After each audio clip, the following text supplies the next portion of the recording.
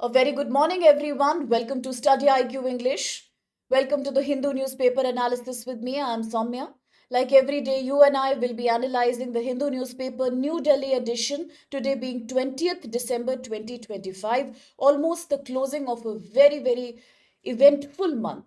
Eventful because not only are we seeing so many global meetings, platforms rising, the controversy about India's next BRICS presidency, 18th BRICS. Apart from that, the new attitude of President Trump towards Russia, towards NATO, Ukraine. We are looking at India's increasing difficulties in trying to negotiate more free trade agreements, diversify trade. Plus, we are looking at so many other problems. Environmental pollution is one, biodiversity is another, and then the state conflicts are yet another. The dissatisfaction so many states have from the central government. Okay, so today also the newspaper is very mixed. It has different kind of news events. Let's look at the UPSC relevant ones. Let's keep it very engaging and interactive like we do every day. And the credit goes to my dear aspirants here on the platform who have always made it extremely interactive. Helping each other grow is a beautiful thing you can do in your UPSC preparation. And on that note, God bless each one of my dear students. A very good morning. Let's begin with the Hindu newspaper analysis. And before I can show you the news articles for the day, a very good morning, Sneha. Yes, I had a technical glitch yesterday, Sneha. There was a studio light that was about to fall down. In fact, we had no internet connection in the beginning. So that was a challenge that I grappled with, and I'm sorry about that. Now, good morning for the day. Good morning, Sneha, Bulbul, Prasad, Terukula, a very good morning. Arang, Saraswati, Priyanshu, good morning. Ramu, good morning. Anjali, very good morning. Satya is here, Sitaram is here, very good morning. Vikash, very good morning. Eba. So, as very good morning, Sumedh. As other students keep joining us, I welcome you and quickly let me show you the 7 news articles for the day. Now, this page here shows 6, but we have total 7 because there is one that's missing from the index, and that is about ISRO launching the Blue Bird satellite. So I will also show you the picture and talk about it in detail with you. Very good morning, Akhtar. Very good morning, Kojumba. I missed you yesterday, Kojumba. Good morning, Saumya. Okay, so these are the 7 articles we should analyze for the day. Now let's begin with the editorial page articles. So from page number 8, editorial, I have taken 2 articles today. One is about Kerala and the other happens to be about self-sufficiency in India's defense sector. How is India becoming a key defense exporter from earlier being a key defense importing country? So that's a great news here for Atmanirbharta. Now let's have a look at each one of these, starting from the first one, that's editorial. We are looking at a case study here, and that's coming from the state of Kerala. So good morning, Sumit. Now, what does this article say? Let's quickly summarize. So far, you have seen Kerala has always been in the news for positive reasons. One, we all know Kerala is the first 100% digitally educated state. We know Kerala is one state that has a very high GDP. It has a great average state income. It also has great awareness when it comes to controlling multidimensional poverty. It has been very successful in helping people come out of or escaping poverty. There is a very good sex ratio in Kerala. In fact, Kerala happens to be one such state where people have a much higher level of civic responsibility, and yet today, Kerala is in news for a negative reason, and that's surprising. And who is the writer? Prasad says, my favorite. Yes, the man who has magic over words, the man with the best vocabulary globally. The article is written by none other than the parliament member, Mr. Shashi Tharoor. And what does the article say? Let's quickly understand. Very good, Vikash. The first state who escaped extreme poverty. Yes, through a dedicated people to people program. Very good. Very high literacy rate, Ramu. Good morning, my dear Eric. Okay, so what does this article say? Let's quickly look at the agenda first. Now, this article is saying today Kerala is at crossroads. Yes, Kerala is at crossroads. When you are at crossroads, what are we trying to say? When you are at crossroads, you are experiencing a kind of dilemma. You are experiencing a kind of confusion. You are not sure what is happening exactly. It is a moment of utter chaos. And that's what Kerala is expecting today. And why is Kerala expecting that?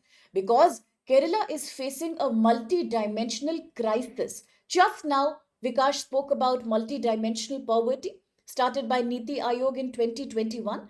Now I'm talking about how Kerala is at crossroads, dilemma, confusion, because Kerala is experiencing something that I can call as multi-dimensional crisis. A crisis is a problem, misery. That's what Kerala is facing. Why is it multi-dimensional misery? It is multi-dimensional misery because it is a misery that is financial, fiscal. It is a misery that is economic. It is a misery that is ecological, environmental. It is a misery that is administrative. And it is a misery that is moral. Very good, Reshma. Good morning, dear. Absolutely. Reshma has very kindly reminded us that Kerala is again one state that has the highest number of old people. Absolutely. Since Kerala has a very low fertility rate, high degree of urbanization, Kerala has a falling birth rate, very, very low. That means the number of old people in Kerala are very high. Kerala has an undue amount of a very large, most maximum in India, amount of geriatric population, and that's called a vulnerable segment. Beautiful. Absolutely. Good morning, Anwar and Satya. Yes. Very, very good. Yes, Ramu. We also saw that in the news. Kerala is experiencing things like repeated onset of various diseases, whether it's the KFD disease, whether it's the brain eating amoeba, a high rate of infant mortality, and all that is very shocking to us. Very good. Thank you, Vikash. Initially, the multidimensional poverty that's based on 12 indicators of deprivation was initiated by the UNDP and the Oxford University Initiative. Later in India, it was adopted by the Niti Aayog. Beautiful. Thank you so much. Yes, Priyanshu? Okay. Coming back. Kerala is experiencing a multi-dimensional problem and therefore Kerala needs a new development vision today. What are the problems faced by Kerala as per Dr. Shashi Tharoor? Let's talk about Kerala's fiscal problems quickly.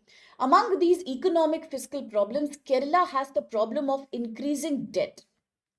Kerala has a problem of increasing debt. Now, to my all dear children, absolutely, my dearest students, just 2 days before in the news, I saw that France is being criticized a lot.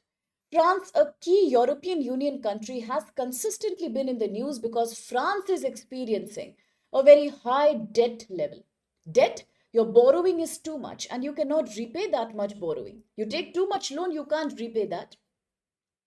Something what Pakistan does, because of which China is fed up of Pakistan, because of which repeatedly international monetary funds keep on giving bailout and money to Pakistan. Something similar is happening in France right now. France is caught up in a very bad debt. You must read about it. Today, we are saying Kerala also, as a state in India, is experiencing increasing loan burden, increasing debt. But the unfortunate thing, now listen carefully, please. Good morning, Anoop, Avika.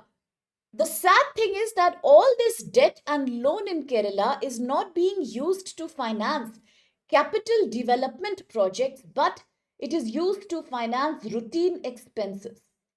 The government is using all the debt to pay things like salaries and a very high pension. Naturally, when a state has a very big old population, the pension and the welfare burden on the state also increases. So therefore, Kerala is financing the loan that it takes to give routine expenses like salaries and pensions, not into any kind of productive investment. Second problem, Kerala is exceeding too much expenditure on loans and welfare spending, which is increasing the amount of money that you spend on development. Now, there are two different things here. One is called liability and one is an asset. A very small example, if I was to give to my children, if you buy a car, as compared to if you buy a property, which is going to be helpful to you in the long term. Naturally, if you invest in a property or a mutual fund or gold, that's going to pay you for a lifetime. It's an investment. Its quality will not degrade so much. It will not undergo quick depreciation. These are fixed assets almost. But then if you invest in a car or a motorcycle, that's not an investment exactly. It helps you travel, it improves your mobility, maybe. But then it always is going to be like a burden on you. You will have to refuel, you will have to repair, and eventually after 5-6 years, you will see signs of depreciation, overuse, misuse keep coming in. routine breakdown keep happening. So that's not a beneficial deal, right? Same thing is happening in Kerala today. Kerala is spending too much on routine expenditures, liabilities, pension, salary, welfare. Kerala became the first state, what Vikash told us today, to escape extreme, absolute poverty. And that comes at a price. It doesn't come for free. Door to door, you have gone and helped about 61,000 families. Was that easy? No, it was not easy because you had to pay for their education, money, ration, finance, bank cards, everything. So Kerala is spending too much on welfare. Therefore, the liability expenditure is more, and you are not spending on productive assets like making a multi-purpose dam or creating a huge national park or a wildlife sanctuary or making an expressway lane. All these are assets. They give you money, toll, tourism, fee, connectivity. But then Kerala has no choice. It is spending more on development and welfare. And that is exceeding the amount of money it is spending on productive investment. And that's that. Second thing is Kerala has a very poor revenue base. Kerala has a very poor, I'm jotting it down here, a very poor revenue base. Why like that? Because Kerala is overly dependent on remittances. Yesterday in the news, you and I have spoken about remittances. I told you that bacha, most of people who leave India, who are migrating out of India, are students. Remember what did I say? Just 2 days back, we discussed that article. Educational tourism in India is on the rise. Children in India, students in India, they go abroad to study because they want to take Western education. They take so much loan there that the amount of money Indian students are spending on loan, the amount of money Indian students are spending on rent, fine, fees, education outside. Yes, Prasad, Gulf countries, Australia, Canada, it exceeds the remittance that comes to India from that country. So, what is remittance? The money that is sent back to a country by its own citizens working outside. Now, Kerala is heavily dependent on remittances. Kerala depends on the tax on alcohol, liquor. Kerala depends on profit from lottery system, and it also, in fact, suffers from GST leakage, goods and services tax leakage. It continues to complain to the central government that you have not given me enough horizontal devolution of finance under Article 280 and 281 Finance Commission of India. It always complains, I don't have enough money, and states like Bihar and UP get more money because they are larger and they have a more backward and poor population. I am advanced, I have a lower population, I am very industrialized, and still you don't give me enough vertical or horizontal devolution from your central finance fund. Article 280, 281 Indian Constitution Finance Commission. Yes. Now in Kerala, unemployment is very, very high. Yes. But Satya, I spoke about it day before yesterday. Very good morning, my dear Niga. Very good morning. Welcome to the class. Anybody else has joined? Yes, Ranjani, Avika, Anoop. Very good morning. God bless you. Okay, I spoke about it day before yesterday with you. Yes, good morning, dear. Same like HP. Very good. Now, another problem is a lot of unemployment. Youth in Kerala are experiencing a lot of unemployment. High youth unemployment creates state out migration. I told you day before yesterday, Bihar is the state with the highest level of out migration in India. Today I'm telling you, if you talk about international migration, so many people from Kerala migrate to the Gulf countries, to Arab countries, because there are poor chances of productive employment within Kerala. What do we need today? As per Dr. Shashi Tharoor, we need to create better diversified economy which gets more jobs for people. Second problem, governance and institutional decline. In Kerala, the government gives too much subsidy, whether it's farmer, whether it's entrepreneur, whether it's the welfare sector. That also distorts the dignity of labor. When you keep on giving subsidies to agriculture or industrial sector, you mean that you always make them paralyzed and dependent upon you. You are then not looking at capitalistic profit making. You are always trying to provide for extra welfare. And that's a problem. A very good example written by Dr. Tharoor here is the example of a word called nokku. Yes, Nokku Kodi. Now, if anybody here understands Malayali language, then you can explain the exact meaning of the word. I being unable to know so many languages. I don't know the exact Malayali translation, but the writer says that the word is known as Nokku Koli. Nokku Koli is one practice that is problematic in Kerala. What does Nokku Koli mean? It means that people are not working. They are not actively working, but still they want to get some salary or some benefit. And most of the times it is the trade union leaders who do that. Nukkukodi simply means a practice in Kerala where a trade union worker, he demands payment despite the fact that he has not done any productive work. Only because he has monitored and overseen things like loading, offloading, trucks mobility in the factory, they demand for money. And that's the real problem. So, another issue then in Kerala becomes wastage of money being given to those people who are not doing any practical work. Yes, and another issue is frequent strikes, frequent hardtals, forced labor practices. Workers demand payment without actually being engaged in work. Then there is a huge politicization of management. Appointments and decisions are being taken by political parties to suit their own interest, not to see whether they actually help the economy or not.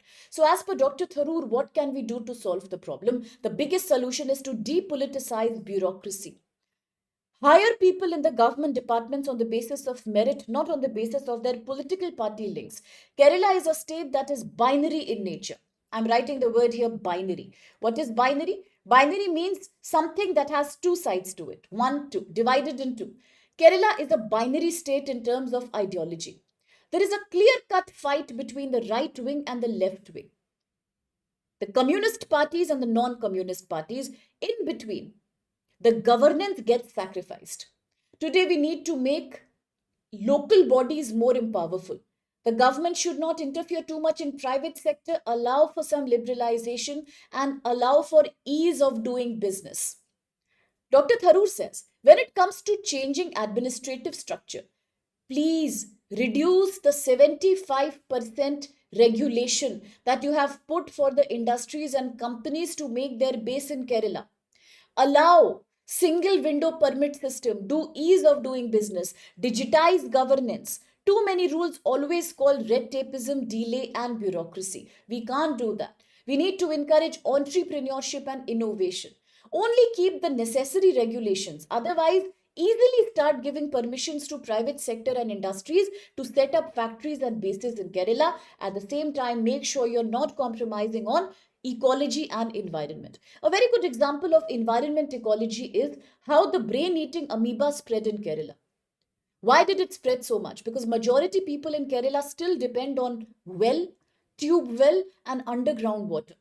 Now most of the water bodies like lakes and wetlands in Kerala see extreme temperature during summer. They start boiling with heat. That's an ideal perfect condition for the brain eating amoeba to propagate.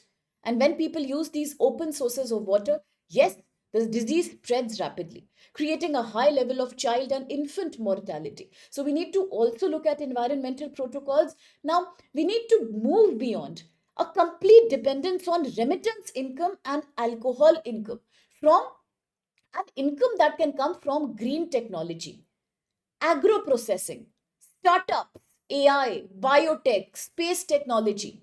We need to focus more on rare earth mining. Now, youth are unemployed. Yes, we are saying youth in Kerala are facing unemployment. Unfortunately, youth in Bihar and UP are also facing unemployment. What a paradox. UP, Bihar not so industrialized. Kerala highly industrialized and still youth is facing unemployment. Perhaps because it is an issue of structural unemployment. Jobs are there in the market. People don't have the skills to take those jobs. Recently, India said we have manpower. Russia is demanding 5 lakh semi-skilled workers from India. What's the use? Can't we reskill our workers into working for the sectors like rare earth mining, maritime blue economy, marine export entrepreneurship, logistics, smart green transportation, green shipping? Can't we train youth into that? Can't we support women entrepreneurship through better microfinance and giving women digital skill? That is the big deal. We need to invest in these sectors now. It is a paradox. Literacy rate is 100%.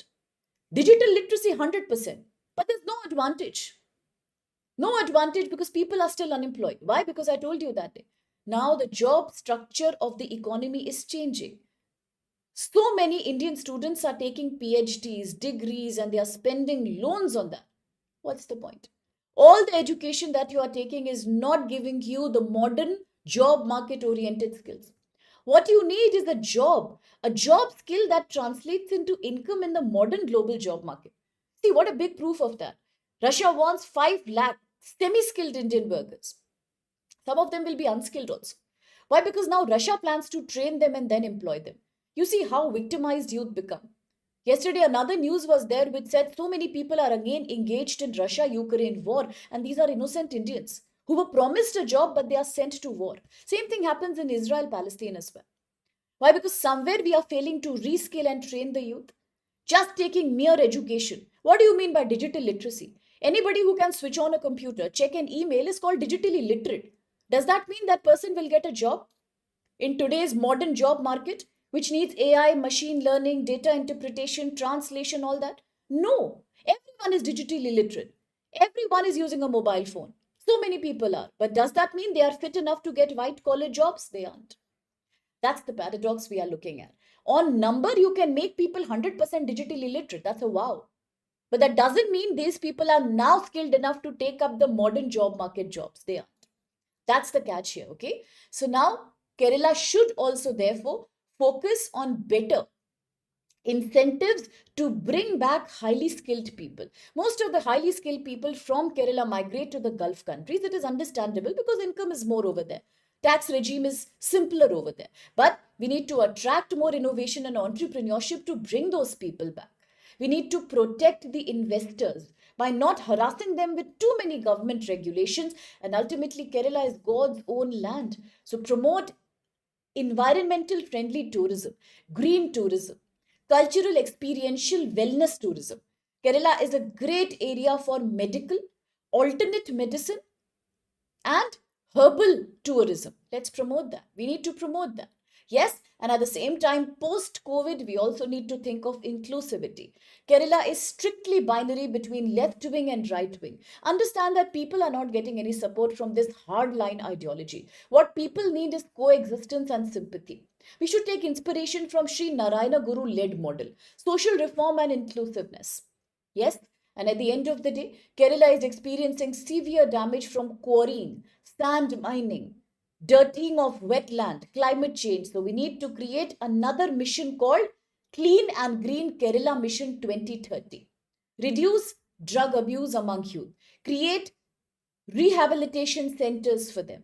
People are victim of stray dog attacks in Kerala. So propagate the ABC, animal birth control rules. Teach people coexistence with nature, the One Health approach, rabies control, very important. Now, there is no solution in looking at rigid binaries. We need a comprehensive reform to rebuild Kerala because Kerala is a promising area for India. Now, let's understand a state that has a good sex ratio, a state that has a higher literacy rate, a state that is highly industrialized. We don't need to start from scratch. Only some comprehensive reforms can make Kerala highly financially successful and ecologically sustainable state. Diversify the economy. Bring back the talent in India. Don't do brain drain, do brain gain. And these things will definitely support Kerala by creating a citizen-centric model.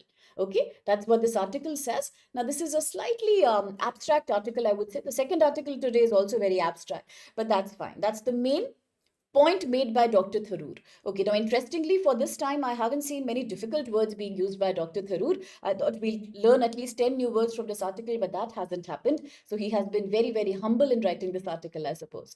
Okay, quickly a question here. Consider the following statements with reference to recent debate on Kerala's development model. 1. Kerala's rising public debt loan is largely due to borrowing for, listen carefully, Kerala's high loan is mainly due to capital intensive development projects rather than for meeting routine expenditure. Second, the article argues that excessive politicization of administration and over regulation of the private sector has discouraged investment and weakened governance in Kerala. And 3, diversifying the economy towards high technology sector. Green industry and knowledge based enterprise is the suggested way to reduce over dependence on remittances. Which of these statements do you think are valid? Answers are coming from my lovely students. We are a young country alone. I agree. Good morning, Ramya. Yes. So thank you, Satya. Reshma started answering for us. Brilliant, Reshma. She said it's B. So does Alone, Priyanshu, Saraswati, Sumed, Vikash, Ramu, Ranjini, Eric, Sitaram say. What about my dearest Kojumba? You were not there yesterday. Waiting for your response. What about Sumed, Saurav? Yes, Ramya. Very good. Anybody else who wants to try? Now, everybody can try. It's not a competitive bid. Even if the answers are wrong, at least we are learning. So try to answer. Have that confidence. Ultimately, you have to write the prelims. Now, remember, for the mains, when you read a question in the mains UPSC or an essay topic or the optional, you might feel at the first go that the question is easy. Read again. In mains, you should read every question at least 3 times, but in prelims, believe in your gut feeling, believe in your intuition. If you read a question once and you think you know the answer, there are 90% chances that you know that answer, and whatever you feel at the first look is the correct answer, because that's how the subconscious brain works. Yes? Okay. Very good, Iba, Priyamvada, Arang. Very good, Albi. Very good, Munna. Kujumba has answered. Yes, B is the right answer. Yes, absolutely. Shrikant. Very good. B is the right answer. First is the opposite of the truth. Very well observed. Very well answered. A huge round of applause to my dearest students. Very good. Very good. I thought everybody will get confused in the first one. Brilliant. That's what we said. Kerala is taking too much loan, but unfortunately to finance routine expenditure like salary and pension and welfare, not for creating assets. So brilliant. And thank you, Ramu. That's very kind of you. Ramu says in Malayalam language, Noku means look and kuli means job. Okay, very good. So people who just want money because they have watched a job, they haven't done that job. So thank you. That's very kind of you as always. Thank you, dear. Very good, Prasad. Correct, Kojumba. That's wonderful. Not a problem. Not a problem. Really? Were you working for helping in a paddy field? Then do enlighten us about various aspects of paddy cultivation in Assam region. And that will be very nice of you, Kojumba. We will love to hear from you about the doubts over methane cultivation. Are they using complete organic farming? What round the year does it happen? So do discuss these points with us sometime. Thank you, Ram. Brilliant. Yes. Yes, it's more than enough. Not 2 years, 1 year is also enough, provided your background is good. At the rate World Cricket, your background should be good. And in this lecture, I'm not only giving you news, I'm creating a background here. I started August. By February, I do plan to make a very strong foundation for each one who has been taking these lectures. Thorough preparation of map and all the current affairs. 1 year is enough, apart from news analysis. Perfectly enough. Nothing else to do. Good morning, Sachin. Thank you so much. That's nice of you. Okay. Thank you, Kojumba. Let's come back to the second article editorial page. The significance of a strong defense industrial base. So which GS paper can we map this to? Yes, this is GS paper 3, Science and Technology. We are looking at the defense sector. What does the article say? Let's quickly summarize. Now, this is a very abstract article written by a member of Niti Aayog, National National Institution for Transforming India, that was created back in 2015 as a successor to the previous Planning Commission.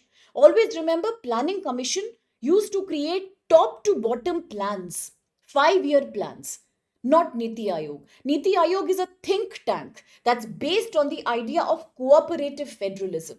The cooperation and dialogue between one state and another state and the central government. Cooperative federalism is also known as marble cake federalism, always remember. That's what Niti Aayog tries to do. It doesn't create a top to bottom planning. No, it creates a bottom to top planning to each state according to their own customized special requirement. No absolute plans to be imposed on any state. Priyambada, it's more than enough.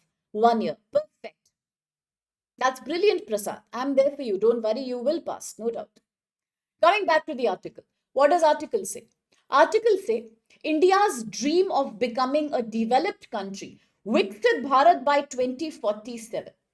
Viksit Bharat by 2047 require a strong Atmanirbhar, self-reliant defense industry base, which is very important for national security, economic growth, and global influence. Where has India been weak in the past? India was weak for a very long time because defense manufacturing was highly restricted. It was completely owned by the government. So, India's defense sector was completely controlled by the government, it was under state control. There was no scope of private sector participation. India was heavily dependent on imports. Yesterday in the Hindu class and in the current affairs lecture, I have clearly repeated and reminded everybody that I told you yesterday India is now trying to pass the Shanti Bill. Liberalization and privatization in the nuclear energy domain. I told you which is the country from where India imports maximum uranium. Uranium to use as the fuel for small modular nuclear reactors. Uranium. Kazakhstan. I told you yesterday, I have shown the map to all my students. Kazakhstan. I don't want you to forget. Kazakhstan followed by Australia, Canada. That's where very good Saraswati India gets its uranium from. Never forget these things. Clear questions in prelims come from that. Always think of map. By the end of January, I have a target here. Each of the aspirants, all these 60, 70 aspirants who have joined me and who are with me every day, should know by heart the global map. All the places in the news you should be able to relate, even if I give you a physical empty map. That's the target. So map work is something we have to revive and focus on every day. So from Monday onwards, I think I should separately spend at least 10 minutes or a separate video, map and map. I want news to be related to map. Without map, we can't proceed. Yes? Very good, Prasad. Kazakhstan, Uzbekistan, Tajikistan, Turkmenistan. We saw this area yesterday. Brilliant. Good. So we will focus on map from now. Don't forget. Uranium import, Kazakhstan. Okay, coming back. India was heavily dependent on defense, imports, because private sector was not participating in defense production. We had too much government control. Yes, we will do Satya. It's the need. It's not that I want or you want. It's like a necessity. For prelims, without map, nothing is going to happen. Very important. Global mapping, crucial, Arpita. Very good, Shekhar. Good morning, Shekhar. Absolutely, Terakula. Coming back. What did I just say? I spoke about Niti Aayog, marble cake federalism. What did I say after that? I said if India wants to become Viksit Bharat, self-dependent and developed country by 2047, we need to focus on becoming self-reliant in the defense sector, defense manufacturing sector. For a very long time, India was dependent on imports. Yes, because there was no private sector in defense. Always the government used to control that sector. We were heavily dependent on imports, and unfortunately, India was importing not only from foreign governments, India was importing from foreign companies that are privately owned. We are also borrowing from multinational companies most of our defense equipment. That is expensive. That is liable to supply shocks. That is a very big problem. Now, therefore, what are the recent changes that we have made? Listen super carefully, and I'll come back to these comments here. What are the changes we have made recently? Biggest change. India has now decided to open up private sector in defense area. Yes, we are privatizing our defense manufacturing. Point number 2. Rather than importing jet aeroplanes, multi-role helicopters, we are not doing that. Now we have signed memorandum of understanding with all the countries including Russia, France, Rafale, Spain, Airbus, Russia, BrahMos. We have signed treaties that we will do joint manufacturing in India. We will import technology, but most of the final manufacturing will happen within India through defense manufacturing hubs. That's the biggest change we have done. Participation of Indian workers in defense component manufacturing. Second, we have opened our defense sector to private company participation. We have liberalized foreign direct investment norms in defense, just like we have liberalized in nuclear energy Shanti Bill. Just like we are liberalizing in insurance sector 100%, today we have also allowed foreign direct investment in defense sector. The biggest change that happened, now I'm writing this here, so I do hope everybody will remember in future. The biggest change is that we have corporatized. We have corporatized. Corporatized what? We have corporatized an organization that is known as OFB. Yes, focus please. We have corporatized an organization that is known as OFB. What is OFB? Ordnance Factory Board. Before we understand how has Indian government corporatized OFB, what is OFB? Ordnance Factory Board. Created long back during 1775 in the colonial era. The duty was to act as a government department under the Ministry of Defense. It was the key organization responsible for producing weapons, arms, ammunition, and defense equipment. Created back in 1775. Ordnance Factory Board. It used to work under Ministry of Defense. To do what? As a government department producing arms, ammunition, defense equipment, and it has so far managed creating 41 ordnance factories across India. But there are serious challenges facing Ordnance Factory Board. What is the biggest challenge facing that? The biggest challenge is poor efficiency, inefficiency, too much dependence on government paperwork, approval, bureaucracy, and delay. Delay is called red tapeism.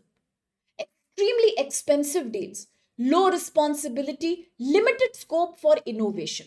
Now, whenever there is too much government interference, there is no innovation. If you want innovation in defense sector, you must invite the best minds from private sector. You must liberalize. Therefore, the biggest change India has done today is to corporatize the OFB. Yes, you understood OFB? It is corporatized today. Now, I am asking a basic question to my dear students. Is there a difference between corporatizing something and privatizing something? What is the difference between privatization and corporatization?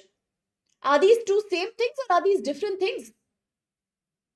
I am saying the Ordnance Factory Board of 1775 has been corporatized by the Indian government. I am not saying it has been privatized. There is a difference. Because there was inefficiency and poor accountability, lack of innovation, the government today has decided to corporatize OFB. What is corporatize? How is it different from privatize? Corporatization means, listen carefully, corporatization means converting a government department into a government owned corporate entity that operates under company law. It will now operate under the company's law, but it will still completely be owned by the government. Now, this is not privatization. In privatization, you change the ownership.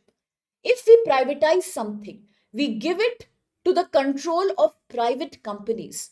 Then the intention becomes crony capitalism, profit making.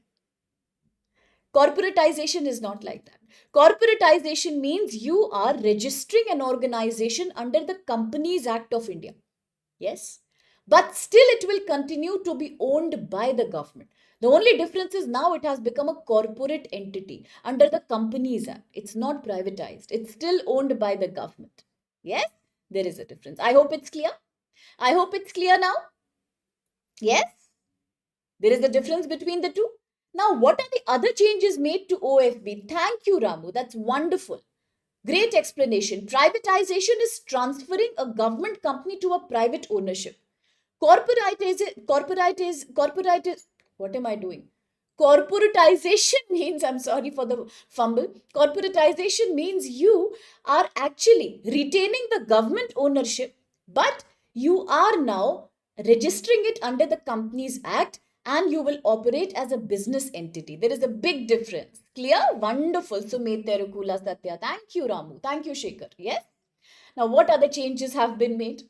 Other changes are that the government is now expanding the make or the manufacturing procedure for domestic procurement.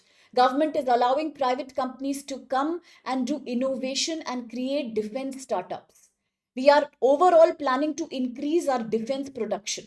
At least in 80 plus countries, India is planning to export its defense equipment. A very good question is coming in a small way. A very big question I want to ask you. You all know about BrahMos missile.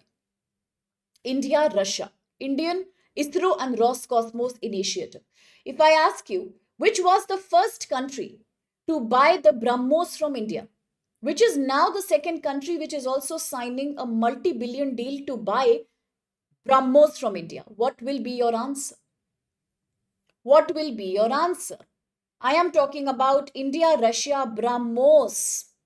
Yes, which was the first country to buy BrahMos, which is now the second country which is having a deal with India to buy BrahMos. Quickly think and let me. I have made a video on that. BrahMos. Beautiful Reshma. Philippines. Brilliant. Brilliant, nothing short of that. Philippines. Philippines is the country to buy BrahMos from India, which is now the country that is signing another. Philippines is the first country. Very well answered. Nothing short of brilliant, absolutely. If Philippines is the first country, which is the second country? Not Thailand. Not Thailand. Which is the second country which is now signing a major multi-billion dollar agreement to buy BrahMos from India. The deal is going on now. It is being signed. It's more expensive than Philippines deal. Which is that country? Think, let me know. Take your time. Tomorrow also we can discuss. Very good, Vikash. Vietnam. Absolutely. Now, Vietnam is a country with which we are signing the agreement. It's a multi-billion dollar agreement. So don't forget. Very good, Ramu, Priyanshu, Terukula. Very, very good. Siva. Good, Sitaram. Very good, Vikash. Thank you, dear. Arang, Vietnam. Philippines, Vietnam. All these countries are Southeast Asian countries. Yes, Terukula, always remember. Nobody should forget. Vietnam.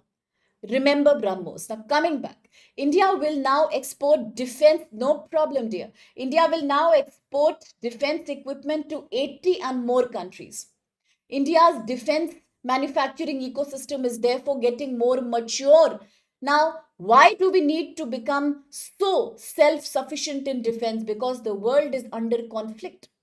We have seen ongoing war between Russia and Ukraine, ongoing war about NATO and Ukraine. We have seen the ongoing war that's happening in countries like Israel, Iran, Qatar, Palestine. West Asia is unstable. We are always at the risk of supply chain mismanagement. The issue is there is so much war in the world that if we depend on outsiders for defense equipment, the supply chain will never be smooth. And India is today facing not only border tensions because of Pakistan, because of China. Plus, India is facing maritime challenges also. India is trying to emerge as a blue economy leader. At the same time, India experiences maritime influence from Chinese domination in South China, Indo-Pacific and Indian Ocean. There is no choice but to become Atmanirbhar, to become self-reliant.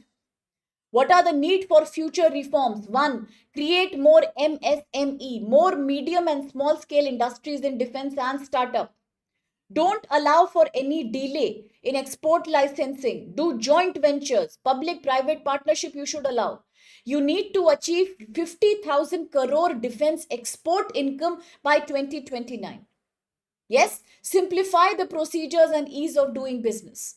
Continue with your strategic research. Try to match the global best practices when it comes to defense manufacturing. Create a dedicated defense export promotion facility agency that can promote Indian companies to export defense items abroad. Better coordination among ministries. Do not do delays like not giving approvals, licenses, and therefore, what can we do? We must understand that government to government agreements are also important here. Government to government agreements are formal arrangements between various countries' governments where defense equipment can be purchased from private company also and the another country's government also directly through open commercial deals. If India wants to buy something, say from Russia, we can directly buy from Russia itself rather than buying it through a third party private company. Just like Vietnam and Philippines are buying BrahMos from India. So that should be allowed more easily. Government to government agreements, G to G agreements. At the same time, we have to skill our labor force so that they can participate in the defense sector. It's an imperative. If by 2047 you want to become Viksit Bharat, then please create better defense manufacturing ecosystem, export more. Import the technology, but try to manufacture the products within India. These are certain things that the writer is saying. Plus, the writers say allow more privatization. The more innovation and startup culture comes, the more ideas you get. That's also the logic behind corporatizing the OFB, Ordnance Factory Board. So, do remember about the OFB. Do remember the difference between corporatization and privatization. And do remember the BrahMos deal and what changes is the article suggesting. So with that, quickly, a practice question coming up. This is the practice question. Consider the following statements regarding India's defense manufacturing and exports. 1. India's defense manufacturing ecosystem was historically characterized by limited private sector participation and heavy dependence on imports. 2. Recent reforms like corporatization of OFB and liberalization of FDI norms have contributed to growth in defense production and export. And 3, the article suggests that DRDO, Defense Research and Development Organization, should primarily focus on large-scale production and commercialization of defense equipment. Slightly complex, which of these is the valid answer? Think properly before you answer. Think properly before you answer. Think again. Very good morning, Prathinkar. Yes, Reshma, because of Vietnam and Cambodia. Absolutely, Satya. This will create more jobs in India too. Absolutely. Atmanirbhar Bharat. So, Sitaram, Ranjini, Pranarthi, Priyanshu, Sumedh, Reshma, Satya, all have answered. Yes, Vikash, it was MOU, correct? But which should be the right answer? A lot of confusion here. A, C, B, which is the answer? Let's break it down. 1. In India, defense manufacturing ecosystem was historically characterized by limited private sector participation and dependence on imports. Correct only. That's the problem. For a very long time, that was the problem, in fact. So B cannot be the answer then. Second, recently there have been reforms and changes. Like what change? Corporatization of OFB. That's correct. OFB has been corporatized. Liberalization of FDI norms. 100% they have been liberalized. Have contributed to growth in defense production and exports? Definitely yes. How can it be wrong? It is 100% correct. That is what is happening. The government has not only corporatized OFB, but the government has also created more liberalized foreign investment and privatization. Because of that only today India is exporting to countries like Vietnam, Philippines, many more countries like Malaysia are also interested now. Second is correct. If second is correct, C also cannot be the answer. Now third, the article says DRDO should mainly focus on large scale production. No, that's not what we are saying. No, that's not what we are saying. Very good, Vikash Bulbul. That's not what we are saying, no. DRDO, Defense Research Development Organization, it cannot mainly focus on large scale production and commercialization. That is something private companies should come and do. That is something government should do with other governments of the world or other private companies under G2G model or whatever. The basic responsibility of DRDO is to do research. If DRDO does dedicated research, dedicated kind of R&D, only then tomorrow we can think of creating better quality equipment. I told you, focusing on DRDO, we should focus on frontier and strategic research. We should shift production, upscaling, commercialization to private sector companies. Let private sector companies do this. Let them come and create best quality equipment. Let startups come. Make them easy. Make it easy for them to do business. Don't control them too much. Allow privatization. Align with the best practices globally so that you become competitive. So DRDO can do R&D, but ultimately manufacturing has to be done by private sector companies. That's why we are talking about liberalization in defense, privatization in defense. So then A becomes the valid answer. Completely fine. It is a very confusing question. No problem. So very well answered there. Arang, Eric, Reshma, Prasad, Ranjani, Alone, Bulbul. Brilliant for trying. Very, very good. I hope it's clear now. Now the lengthy articles are done. In 10 minutes, let's try to summarize today the remaining articles quickly. Now the third article is again about GS paper 3. Why is it about GS paper 3? Because we are looking at defense. India's defense sector. Please focus for a minute, everyone. The third article is talking about the Agniveer scheme. It was in the news last year in a very big way, a very big political controversy in India. Agniveer scheme. What does the article say? Yeah, it was confusing, Sumit. What does the article say? Article is saying, today the Indian government has taken a very interesting decision. What decision has the government taken? The government says 50% of constable posts under border security forces. I repeat, 50% of constable level post under border security forces of Indian Army will now be reserved for those who are the Agniveers. Today we are doing this reservation in the case of BSF, Border Security Force. Tomorrow we will expand it to all other services that are existing under Central Armed Police Forces. All of them will be reserved in a major way for the Agniveers. What are we looking at? Come to the core issue. This article says, the core issue here is how to provide guaranteed post-service employment. I repeat, the job here is how to provide guaranteed, assured post-service employment to Agniveers after they finish their short-term military service. We have to balance a fair recruitment process also. And at the same time, we also have to make sure that Agniveers who have participated in the Agnipath scheme also get some guarantee of getting a job after they retire from the small short tenure under Agnipath scheme in military. Why is the issue today becoming controversial? The Agnipath scheme that was initiated back in 2022. Please listen carefully everyone for 2 minutes. Agnipath scheme that was initiated in 2022 recruits soldiers only for 4 years.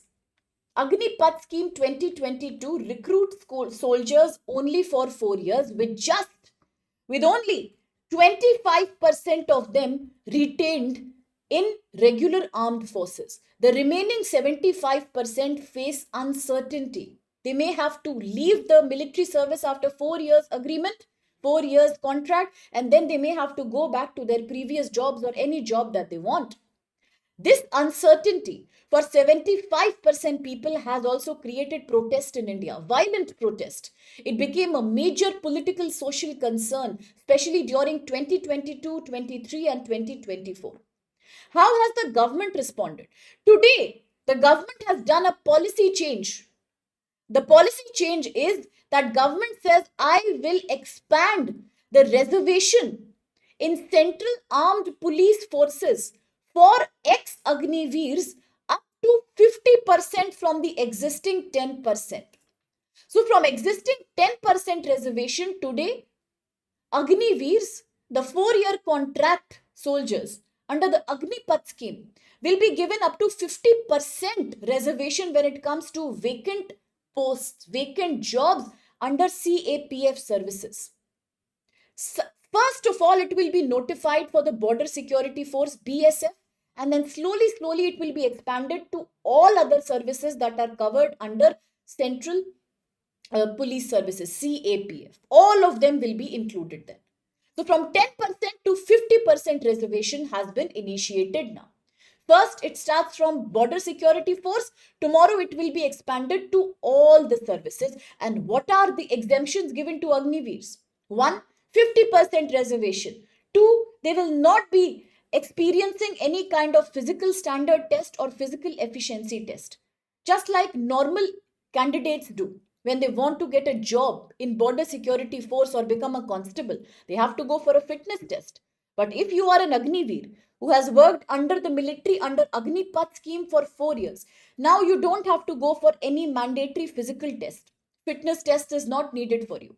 You only have to give the mandatory written exam like other normal candidates do. This is completely changing the Border Security Force recruitment rules 2025. Now, under the new policy, direct recruitment benefit will go to Agniveers, 50% ex-Agniveers, 10% ex-servicemen, and up to 3% to tradesmen. Now, who are tradesmen? That's an important question here. 3% reservation is being given to tradesmen. Who are tradesmen? Now, tradesmen, please understand, are people who have worked in the border security force, but they have done technical or support roles like cooking, tailoring, carpentry, plumber, electrician. They have worked for the military, but they are not the soldiers. They have worked in support roles. But because they are working in the military, they have to go for some mandatory combat training. They are the combatized force. They are not soldiers, but they are given some military training in case of emergency if they have to, because they are working with the army. It's an unsafe situation. So these are the support role people. They are not recruited for frontline war operation, but they support the army. Today, even for them, the recruitment age has been relaxed from 30 to 35 years. Today, it is causing a major controversy that we are allowing so much reservation to those who participate in the Agnipath scheme for 4 years, 50% reservation in border security force, slowly in all the defense force jobs. Is it fair? Is it fair? After doing 4 years military contract under Agnipath, you get 50% reservation. What about those who are the general candidates and who spend all their life in military? Is it not unfair for them? The whole debate goes back to Agnipath scheme. Now, what is Agnipath scheme? Agnipath scheme was initiated back in 2022. It is a method of recruiting. Listen carefully. It's a method of recruiting soldiers into Indian armed forces across Navy, across Air Force, across Army. They are recruited for a short-term job, for a short-term service in the Indian military force for a period of up to 4 years. Only 4 years. The people who are recruited under the Agnipath scheme are known as Agniveers. People recruited under Agnipath are called Agniveers. How long are they working for the military under the scheme? 4 years. What happens to them after 4 years? 25% of Agniveers are selected as regular soldiers. They are then absorbed in the Indian army. What about 75%? Either they will leave the army and go back to a civilian life, or they may want to take an exam and formally get admission into the armed forces, but they have to write that mandatory exam. It's a different thing now. 50% posts are reserved for them, and they will not have to go for any physical examination test. What about salary?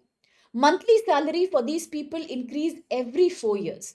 And once the 4-year time is finished, I repeat, once the 4-year time is finished, these people are given a package, a one-time lump sum money called as Seva Nidhi package. I repeat, Seva Nidhi package. That's about 12 lakh rupees. It's a one-shot money that the government gives them for their 4 years contribution under Agnipath scheme in the military. The scheme was announced in 2022. Too many protests happened. People said you are trying to create a casualization of military services. You are reducing the sincerity of military by allowing 4-year temporary services in this sector. It became a major political issue in 2024 Lok Sabha election. Major. The first batch of Agniveers will now be eligible. For the first time in India now, the first batch of Agniveer. Why? Because they were taken in 2022. How many years have passed? 3, 4, 5, 6. Next year, what is happening? We are completing 4 years for Agnipath scheme. So those who were recruited as Agniveer in 2022 will now retire after 4 years of service. And now we are making them eligible for getting inducted in the Indian military by giving them 50% reservation. Today, only we are giving it at the constable level post in the BSF. Tomorrow, we will give it in Central Reserve Police Force, CRPF. Then we will give it in Central Industrial Security Force, CISF. Then we will also give it in ITBP, Indo-Tibetan Border Police. Then we will also give it in Sahastra Seema Bal, SSB, and eventually in Assam Rifles. All these are services covered, forces covered under CAPF. Is it clear? Is it clear? That's the controversy that's happening right now. Is it clear to everyone? Remember the Agnipath scheme 22. Remember 4 years period. Remember these people are called Agniveer. Remember its very controversial scheme. What is the change today? After 4 years of retirement, they will be given 50% reservation in constable level post under border security force. But today border security force. Tomorrow they will be given 50% reservation in all the services forces under CAPF. Which forces come under CAPF? ITBP, CISF, CPRF, Sehastra Seema Bal, Assam Rifles. Correct? Quickly the question. Consider the following statements regarding reservation for ex-Agniveers in Central Armed Police Forces. 1. The Union Ministry has increased the reservation for ex-Agniveers in Group C post of Constable level CAPF from 10 to 50%. 2. Under the new amendment of BSF recruitment rules, ex-Agniveers are exempted from written exam and recruitment to constable level post. 3. The first batch of Agniveer will now become eligible for recruitment in the CAPF in 26 because the scheme itself came in 2022. So after 4 years, the first batch is now becoming eligible for this reservation to 50%. So what is the right answer? Brilliant Vikash, Sitaram, Sumed, Terukula, Saraswati, Priyanshu, Priyamvada, Lenny, Arang, Sumed, Ranjini, Sumit, Eric. And what about my dear Ramu and Kojumba? Yes? Prasad has answered, Pranarthi has answered, Eric has answered. Very good. The answer is A. This one is undoubtedly correct. Second is not correct. Why is second not correct? Because second is the opposite of the truth. They are being given an exemption in physical fitness test, but they still have to write the mandatory written exam. It's a different thing that yes, they will now get 50% reservation. They will have a high chance of joining the military on a permanent basis. Yes? Very good, Alok Ramu user. Very good. Brilliant. Kojumba Reshma? What about dear Kojumba and dear Reshma? Is it clear? Kojumba answers. Arun answers. Satya answers. How is first statement correct? Satya, it's correct, Bacha, because under the Union Home Ministry, we have increased the reservation. That's what we have done. We are now giving reservation from earlier 10% to now 50% for all the Agniveers whom we will allow to join the constable level post under BSF, Border Security Force. Earlier 10% seats were reserved from them, now 50% will be reserved because we don't want to do injustice with them. 4 years of their life they are dedicating in armed forces. If suddenly we remove them, then what happens? Yes? Correct? Very good. 10 to 50. Yes, it's 10% to 50%. It should be correct, no? No, earlier it was 10% initially. Initially it was 10%. Okay, not about the middle development. Now suddenly it has been hiked to 50%. Okay, Eric says, I completely support them. And that's beautiful. We should support the defense forces. Now, the next article is very interesting. I think all of you are going to love this article. It's a very short article. And the article typically can be mapped to GS paper 3, environment conservation. But, Priyanshu, as you say that, Bacha, as you say that, Satya, also GS paper 2, na, my dear. Very good, Ramu. Polity and governance. Why? Because we are looking at fundamental duty. Very good. Polity and governance, Sitaram. Prasad, brilliant. What is this article saying? Give me 2 minutes for that.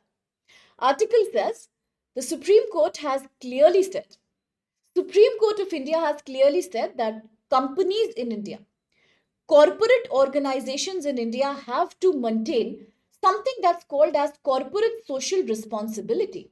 They have and they should have a sense of morality and duty towards the society at large. And therefore they are saying that a legal person who is working in a company or a company itself has the fundamental duty to protect environment because environment is a living entity. It's the key organ of society. Before I could say anything, my students have said it all. Now we are becoming genius. Very good, Prasad and Vikash. That's exactly what I was going to talk about. So brilliant. I'm so happy. So proud of all of you here. Very, very good. Superlative. We are looking at fundamental duties. Today, Supreme Court says companies and people who work in private companies have a fundamental duty. Every day we talk about fundamental right. Yes, part 3 of the Indian Constitution. Today we are talking about fundamental duties. Part 4A of the Indian Constitution, because Supreme Court says it is the fundamental duty of corporate companies to maintain some respect for climate, environment, and ecology, because they are a very crucial part of society. So, talking about fundamental duties, which part of the Constitution do they come from? Definitely, they come from Part 4A of the Constitution. Part 4A of the Constitution deals with a very special article, and that article is known as Article 51A. If you remember, part 3 is fundamental duty, fundamental rights. As soon as fundamental rights finish, we start with part 4. That is DPSP, Directive Principles of State Policy. Yesterday we have spoken about Article 41 of the Constitution, the right to work. Today I am going to make a special video in StudyIQ English YouTube that is about what is Article 41. Yes, what is Article 41? Directive Principle of State Policy. But as soon as DPSP finishes at Article 51, we start with fundamental duties, a special part of Constitution, as Vikash says, Part 4A. As Prasad says, specifically the Article 51A. That's our fundamental duty. Beautiful, Vikash. What are we saying? Fundamental duties are located in Part 4A of the Constitution under Article 51A. Initially, we only had 10 fundamental duties. I repeat, initially we only had 10 fundamental duties. They were added by a specific committee. What was the name of that committee which recommended fundamental duties in India? Can anybody tell me, my dear nerds? What was the name of the committee that suggested 10 fundamental duties to be added into Part 4A of the Constitution? Quickly. What committee was that? Starts with the word S, the letter S. What committee? Quickly. Which committee suggested creating fundamental duties part 4A of the Constitution? That is the 11th one you are talking about, user. Vikash. That's the 11th one you are talking about. Initially we had only 10. Initially we had only 10. Very good, Vikash. Swarna Singh Committee. Very good. The Swarna Singh Committee, Ram. Brilliant. That's the committee I want everybody to remember. Terukula, very good. Very good, Adi. The Swarna Singh Committee suggested 10 fundamental duties, Part 4A, Article 51A. All these duties are different embodiments of the responsibility that Indian citizens who are entitled to fundamental rights are also responsible for fulfilling certain duties towards the country. Correct? Now, we had only 10 fundamental duties until 2002. It was in 2002 that a new amendment was added in the Indian Constitution known as 86th Amendment Act. 86th Amendment Act. It was added in 2002. This amendment created a special new 11th fundamental duty that is now known as the duty to educate children from the age of 6 to 14 in India. This is the same Amendment Act 86 which also added another fundamental right to Indian Constitution that today we call as Article 21A. Article 21 is right to life and liberty. Article 21, the right to life. 86th Amendment Act 2002 added one fundamental right 21A, right to education. It also added another fundamental duty 11th, the duty of people, parents, to educate their children from 6 to 14 years. Beautiful, everybody. Well done. Correct. First time the fundamental duties were added in 1976 during the emergency period. 42nd Amendment Act, mini constitution. The last one, 11th. Subsequently, 2002, 86th Amendment Act, which also created another fundamental right, 21A, right to education act. Yes. Now, talking about which 11th fundamental duty focuses exclusively upon ecology, environment, it is under Article 51 that it is the duty of every Indian citizen to protect, improve the natural environment, including forest, lake, river, wildlife, and have compassion for living creatures in India. Yes, so that is the most important fundamental duty covered by this article in here. Is it clear with everyone? Yes, is it clear with everyone now? So, this is what this article is talking about. Supreme Court says we have the fundamental duty to protect environment. All corporates have. So that's it for this article. Very well understood. Brilliant. Well done. Very good, Katyayani. Justice G.S. Verma Committee. Very good, Prasad. Brilliant. And then, very good, Satya. Thank you for reminding us, my dearest, that yesterday we spoke about how Allahabad High Court had allowed live-in relationships because it is your right to privacy. Similarly, it's right to life, Article 21. And thank you, Vikash, for saying that. Article 51AG. I repeat, Article 51AG. We must protect our environment. Quickly, the next article.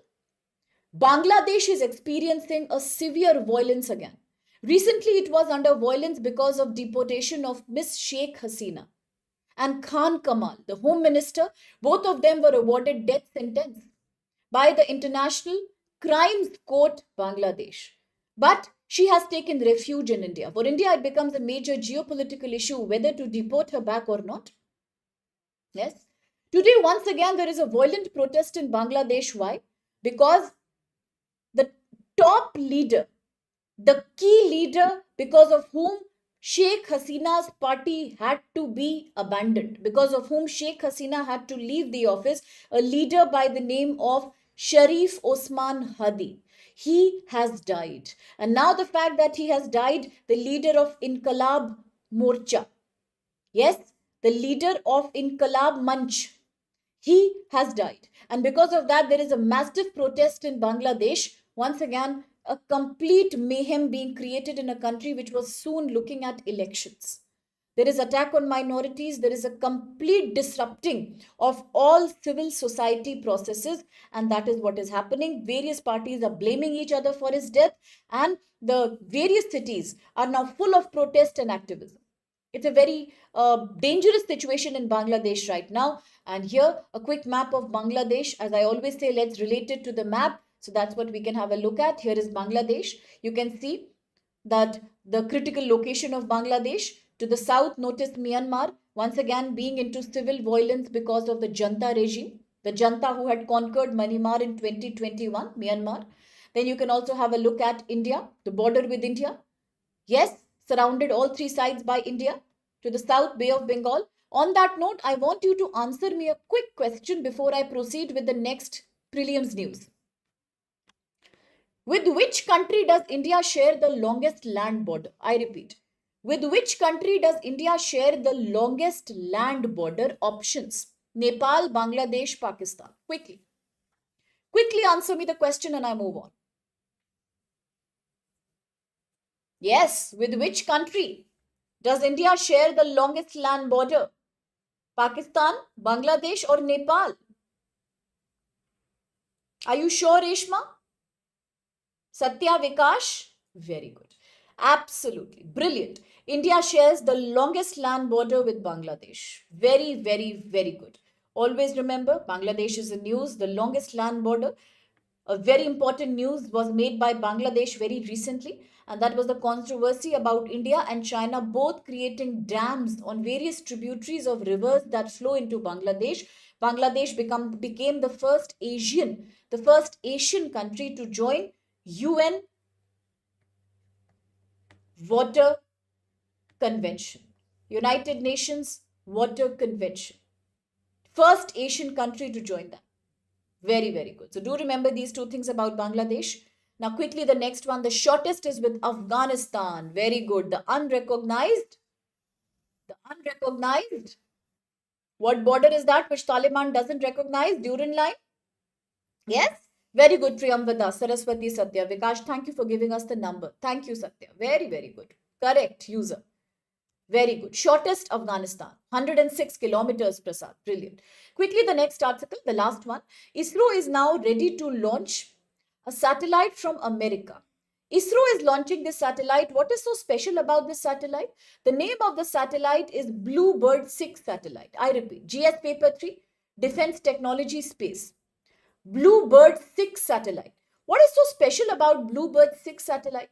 It is special because it will now provide direct to device internet connectivity and enable mobile phones to access broadband rather than depending on typical traditional signals coming from cell phone towers. So, to provide a much better satellite internet to various mobile phones and laptops, we have launched the satellite Bluebird 6 satellite. It's a communication and telecommunication satellite. What is unique about it? It has been developed by America, the company called AST Space Mobile, to improve internet mobile services. But what is more special is that by far in history, this is the heaviest satellite that has been launched by ISRO. I repeat, it is the heaviest satellite launched by ISRO, weighing about 6.5 tons. It will operate in the low Earth orbit. It will try to cover various areas in the Earth that are avoided or ignored by typical tower based cellular data. That's the idea. So remember about Bluebird 6, created by America's private company, launched by ISRO, the heaviest one to be launched by ISRO so far at 6.5 ton. Purpose to create satellite based internet services, one of the heaviest. Yes, so that's it. The Bluebird 6 satellite. And now the last one, the proper last one before we exit, is about Supreme Court has said one more thing today. Yesterday, Supreme Court and Allahabad High Court spoke about live-in relation. As Vikas reminded us, Domestic Violence Act 2005. Very good. Now, Supreme Court recently, fundamental duty. One more article from Supreme Court's jurisdiction. Supreme Court, GS Paper 2, Polity and Governance, Indian Judiciary. Supreme Court has said child trafficking is a very disturbing reality. Child is social economic vulnerable. A child is a vulnerable community member. A child is marginalized. A child is helpless, depending on others and society for safety, security. And the society defeats that child by allowing too much organ harvesting, too much child trafficking, and commercial sexual exploitation of children. And it's a very, very shocking reality. Now, looking at which parts of Indian Constitution prohibit trafficking and beggary in humans. Article 23 of the Indian Constitution, I repeat, Article 23. It prohibits trafficking of human beings or beggary, any kind of forced labor. Beggary, no begging, and no child and no human trafficking allowed. Article 23, right against exploitation. Next, Article 24, that prohibits children who are below the age of 14 to work in hazardous, dangerous occupations and factories and mines. Strictly prohibited. Article 24 also relates to Article 21, the right to life itself, the right to life and liberty itself. Also associated with Article 32. Because if any of these fundamental rights, 23, 24, 21, are taken away, if they are snatched away, any individual can go to the Supreme Court or to the High Court and get writs issued to protect those fundamental rights. Correct?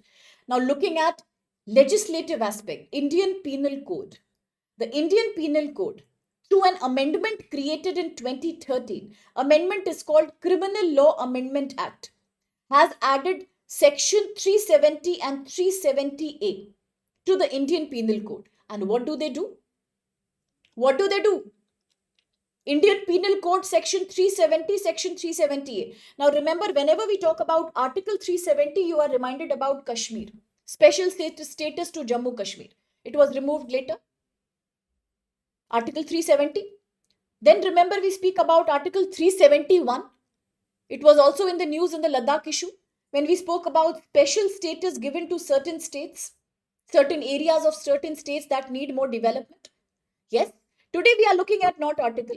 IPC Section 370 and Section 370A. What do? They provide the definition and punishment for human trafficking, including child trafficking. Everybody will remember Article 23, 24. I know. I want you to remember these two sections from IPC to write in GS paper 2, GS paper 3. Will you remember? Indian Penal Code, Section 370, Section 370A, inserted by Criminal Law Amendment Act 2013. They define proper punishment and systematic treatment of those who are found for human trafficking, especially child trafficking. Very good, Kojumba, 371. Now, Talking about another act, ITPA, Immoral Trafficking Prevention Act 1956. I repeat, Immoral Traffic Prevention Act 1956. It deals with procedures where people are trafficked for commercial sexual purpose. Women and children, sexually abused and exploited, and human trafficking is done. It is dealt with under ITPA, Immoral Traffic Prevention Act. Then POXO Act, very important, 2012. Why was it in the news? Recently, because we have also said that POXO is a gender neutral act. The criminal can be a man or a woman, and the victim can also be a girl or a boy. So POXO is a gender neutral act. 2012. Any child below 18 years, if molested sexually, non-consensually, comes under POXO Act. Then last is Juvenile Justice Board. What is that? Under Juvenile Justice, Care and Protection of Children, we create a special board that takes care of victims, children who are the victims of trafficking.